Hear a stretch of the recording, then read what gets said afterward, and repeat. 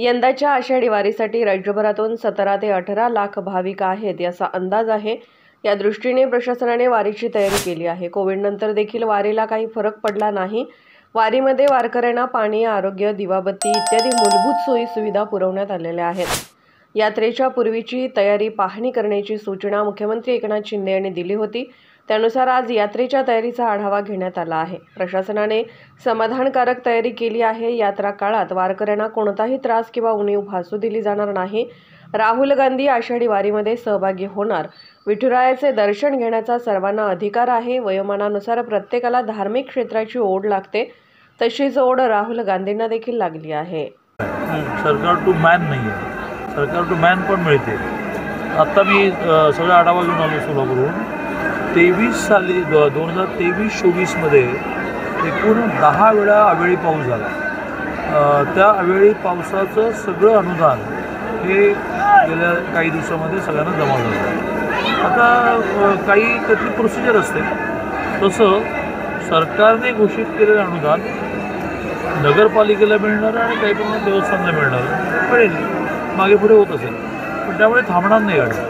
वारकरी महामंडळाचा स्थापन करण्याचा वारकऱ्यांना त्यांना विरोध आहे। वारकरी महामंडळ मुख्यमंत्री वारकरी महामंडळ आता वारकऱ्यांचा त्याला विरोध होतो। बैठक पण वाढलेला काही झाली। साधारणतः आपल्याकडे कुठलीही गोष्ट करायची म्हटली तर जिवंत माणसं असल्यामुळे त्याची दुसरी बाजू लगेच समोर होते। आता मला आठवतं मी 14 ते 19 मंत्री होते, महसूल मंत्री होते, आणि देवस्थान ट्रस्ट जो आहे देवस्थान कमिटी ती घोषित करण्याचा विषय आला।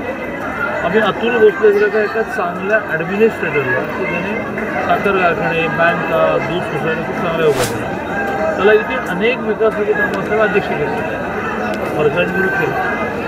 देवेंद्रजी हे असे राजकारणी आहेत की त्यांनी त्याच्यातून मार्ग काढला आणि त्या ट्रस्टची कायद्याने वाढवू लागणारी संख्याच वाढली। वाढीव सगळी संख्या वारकऱ्यांनी, त्यामुळे वारकऱ्यांना जे वाटत होतं की आमची मेजॉरिटी झाली।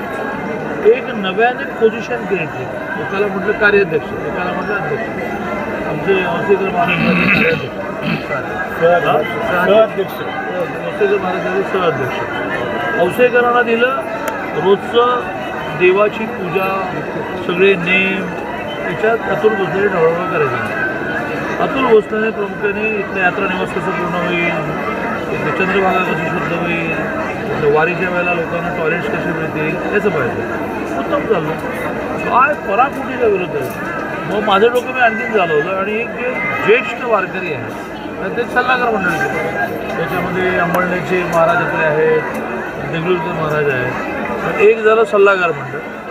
संख्या वाढवली आणि वारकऱ्यांना सामावून घेतलं। आलेल्या पालख्या या मार्गक्रमण करत करत करत करत साधारणतः 15 तारखेपासून पंढरपूरमध्ये प्रवेश करायला सुरुवात करतील।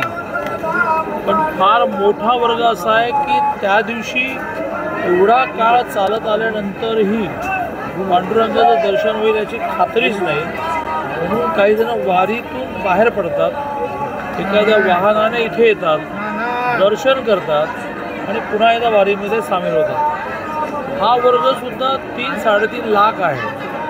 आत्ता या पत्राशेडमध्ये इथपर्यंत रांग आलेली आहे। हे सगळं अद्वितीय, आपल्या बुद्धीच्या पलीकडचं आहे।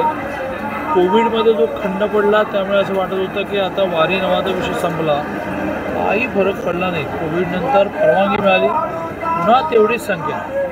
त्यावेळेला पाऊस बरा असल्यामुळे दरवर्षीची संख्या 15 लाख असते, ती 17-18 लाखापर्यंत जाईल असा अंदाज आहे। वाऱ्यांमध्ये जी गर्दी, पायी चालणारी गर्दी पाहता यावेळेला संख्या 17-18 लाखाच्या वर जाईल असं दिसतं। ती व्यवस्था उत्तम आहे ना हे बघायला आणि मुख्यमंत्री महोदयांनी मला असं सुचवलं की 1 आठवडा आता राहिला, त्यामुळे तू जाऊन एकदा सगळ्या व्यवस्था पालकमंत्री म्हणून पहा। त्यामुळे मी आज इथे आलो। पत्राशेड हा मेन स्पॉट आहे की ज्या ठिकाणी रांग सुरू होते, ते बघून आता अशा सगळ्या म्हणजे चंद्रभागेपासून सगळ्या स्पॉटवर जाऊन कॉलेज नीट आहेत ना, चंद्रभागेमध्ये पाणी पोचतं आहे ना उजनीमधलं, अशा सगळ्या गोष्टी आज पाहण्याचा प्रयत्न। गर्दी वाढती आहे दादा, कोण? राहुल गांधी पायी चालत येणार अशी चर्चा आहे. सोलापूर जिल्ह्यामध्ये पालख्यांचं आगमन झाल्यानंतर त्यांचा दौरा प्रस्तावित आहे. काही वारकऱ्यांनी विरोध केलेला आहे, त्यामुळे मुंबई यावं. पण पायी चालत आलं तर सुरक्षेचा प्रश्न निर्माण होईल.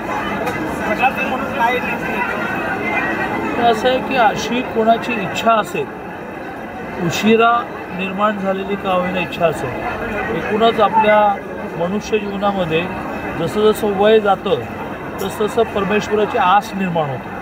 आता ही उशिरा का होईना एखाद्याला आस निर्माण झाली असेल तर त्याला प्रोत्साहनच दिलं पाहिजे. सुरक्षेचा विचार प्रशासन करेल.